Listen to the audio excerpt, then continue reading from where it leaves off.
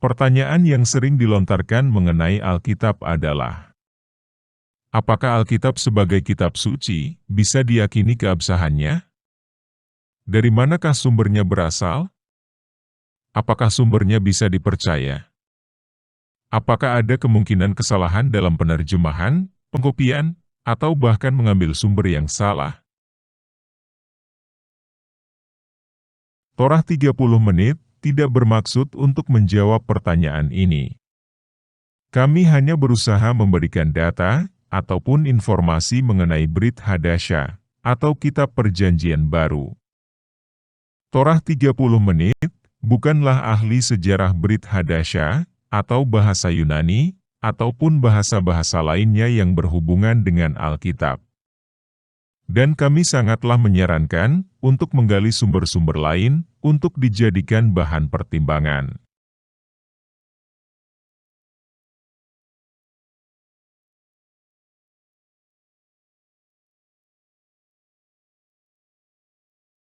Alkitab terjemahan bahasa Inggris adalah Alkitab dengan begitu banyak variasi dan penerbit.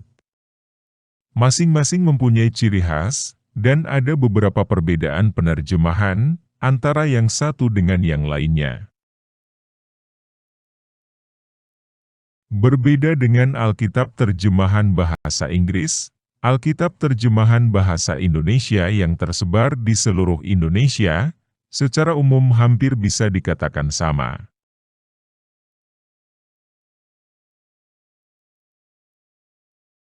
Alkitab terjemahan bahasa Indonesia dan Alkitab terjemahan bahasa Inggris mengambil dari sumber yang sama, yaitu bahasa Yunani. Dengan dasar inilah, Torah 30 menit sangatlah menyarankan dalam hal pendalaman Alkitab, langsung ke sumber bahasa Yunaninya, dan bukan dengan bahasa yang berbeda. Torah 30 menit dalam mempelajari Alkitab berbahasa Yunani, menggunakan dua sumber online yang umum digunakan.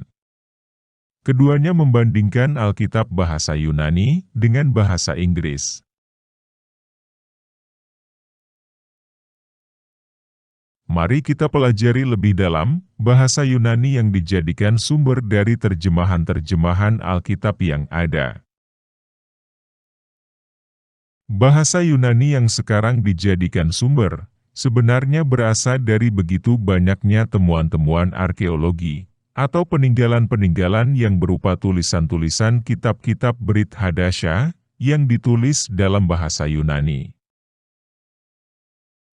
Yang sering dijadikan perdebatan adalah, temuan-temuan yang berupa tulisan dalam bahasa Yunani, memiliki perbedaan antara satu dengan yang lainnya, walaupun secara keseluruhan bisa dikatakan identik. Tetapi jelas ada perbedaan. Inilah salah satu alasan mengapa Alkitab terjemahan bahasa Inggris memiliki begitu banyak variasi. Karena masing-masing penerbit menggunakan sumber-sumber yang berbeda.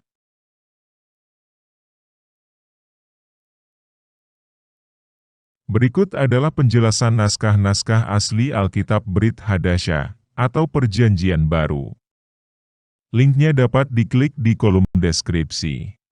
Video ini menjelaskan bahwa naskah asli yang ditulis oleh para rasul tidak pernah ditemukan. Baik secara utuh satu atau dua kitab, atau bahkan potongan-potongan yang hanya berisi satu atau dua ayat, tidak ada yang ditemukan. Itu berarti, sumber bahasa Yunani yang ditemukan sampai saat ini, bukanlah naskah-naskah aslinya. Pertanyaannya adalah, dengan begitu banyak naskah-naskah yang ditulis oleh para rasul, mengapa tidak ditemukan aslinya? Bahkan hanya potongannya saja tidak ditemukan. Apakah semuanya rusak? Apakah rusak secara alami? Apakah hilang dengan berjalannya waktu? Tulisan-tulisan sebanyak dan sepenting itu, hilang dan tidak dijaga? Apakah hilang dan rusak tidak secara alami? Tidak ada yang tahu alasan pastinya. Di manakah naskah-naskah asli itu berada? Bagaimanakah naskah-naskah asli itu hilang? Karena tidak adanya catatan-catatan sejarah yang dapat menjelaskan.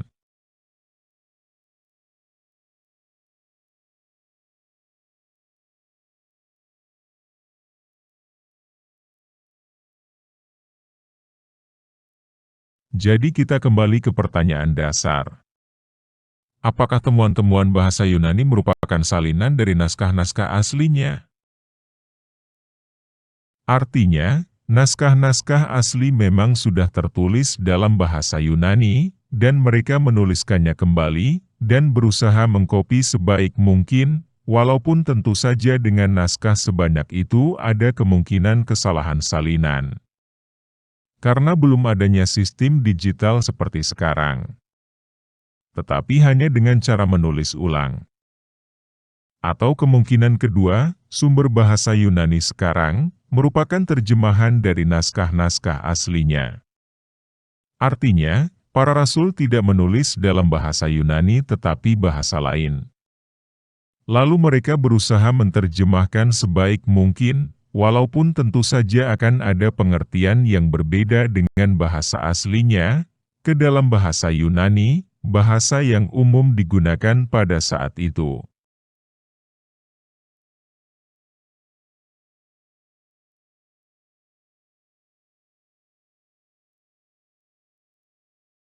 Lukas 21 ayat 16 berkata, "Dan kamu akan diserahkan juga oleh orang tuamu, saudara-saudaramu, kaum keluargamu dan sahabat-sahabatmu dan beberapa orang di antara kamu akan dibunuh."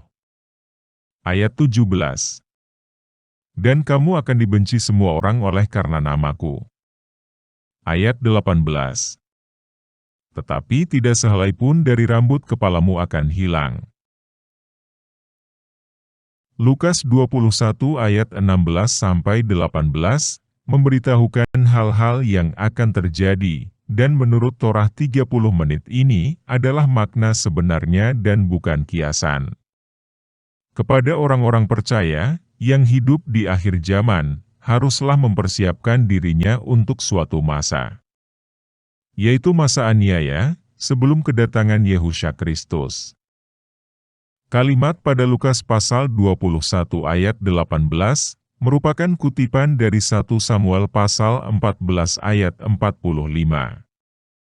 Yang mempunyai makna, apapun yang terjadi di dalam diri orang-orang percaya, baik hal yang enak ataupun tidak enak, menurut pandangan manusia, adalah seizin Yahwa Eloha. Artinya, Bapa sudah mempunyai rencana yang mungkin manusia tidak mengetahuinya. Jika sehelai rambut, yang walaupun hilang sehelai ataupun bahkan berhelai-helai, tidak akan membahayakan kehidupan orang-orang percaya, tetaplah harus seizin Yahwa Eloha, pastinya ia pun tahu bagaimana melindungi firman-Nya dan menjaga agar kebenaran utuh, sampai ke hati orang-orang percaya dan benar. Matius pasal 5 ayat 6 berkata, "Berbahagialah orang yang lapar dan haus akan kebenaran, karena mereka akan dipuaskan." Apapun dan bagaimanapun yang terjadi kepada naskah-naskah asli yang ditulis para rasul, kebenaran firman yang seutuhnya pasti akan sampai di pikiran orang-orang yang lapar dan haus akan kebenaran, karena Ruach HaKodes sendirilah yang memberikan hikmat untuk mendapatkannya.